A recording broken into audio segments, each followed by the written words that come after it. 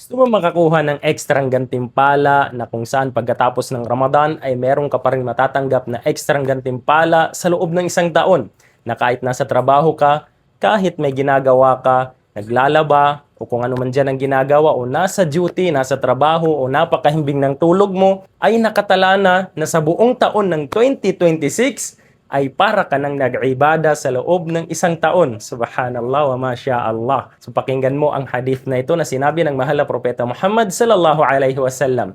Man sama Ramadan, thumma atba'ahu sitta min Shawwal, kana ka siyamid dahr. Ika ng mahal na propeta Muhammad sallallahu alaihi wasallam, sino man ang makapag-ayuno sa buwan ng Ramadan, pagkatapos ay sinundan niya ito ng pag-aayuno ng 6 na araw ng Shawwal. Yung Shawwal sumunod sa buwan ng Ramadan.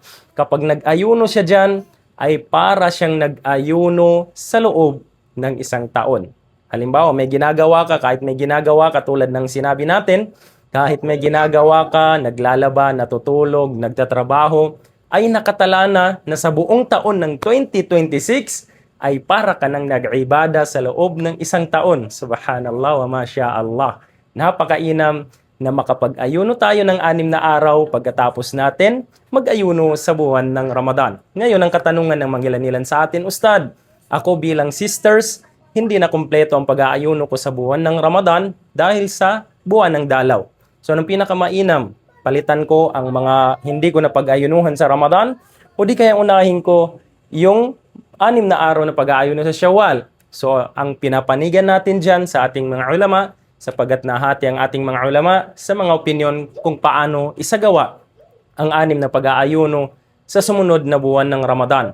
Pero tayo ay pumapanig sa unang panig ng mga ulama, which is ang kanilang sinasabi, ay mas mainam na bayaran mo muna yung mga na-miss out mo, yung mga absent mo, na hindi mo pag-aayuno sa buwan ng Ramadan, sapagat ang pag-aayuno sa buwan ng Ramadan ay yun ay mga obligatory. Samantalang yung 6 na araw na sumunod sa buwan ng Ramadan, which is sa Shawwal, ay voluntary lamang kaysa doon sa Ramadan.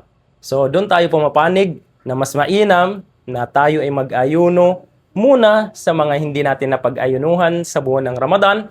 Pagkatapos nating bayaran, ay doon pa lang tayo mag-ayuno ng 6 na araw ng Shawwal. At ganun din na ang pag-aayuno rito ay hindi kailangan magkakasunod. Pwedeng alternate. Pwede kang mag-ayuno ng ganitong araw, kinabukasan hindi ka na naman mag-aayuno, at pagka kinabukasan noon, mag-aayuno ka na naman. Or di kaya, pwede mong isabay ito sa pag-aayuno kada Lunes at Thursday, at pagsamahin mo ang intensyon na ikaw ay mag-aayuno sa Shawwal, at ganun din, pag-aayunuhan mo rin yung Lunes at yung Thursday. Sa pagkakataon na yun, ay mapagkukumbine mo ang pag-aayuno, ang mga sunang ayuno, at magtatamo ka ng doble-dobleng gantimpala. Kung sabihin natin ngayon, paldo-paldo ka sa gantimpala kapag dun mo itinaon sa Lunes at Thursday at naging intensyon mo na isasabi mo doon ang 6 na araw na pag-aayuno sa Shawwal.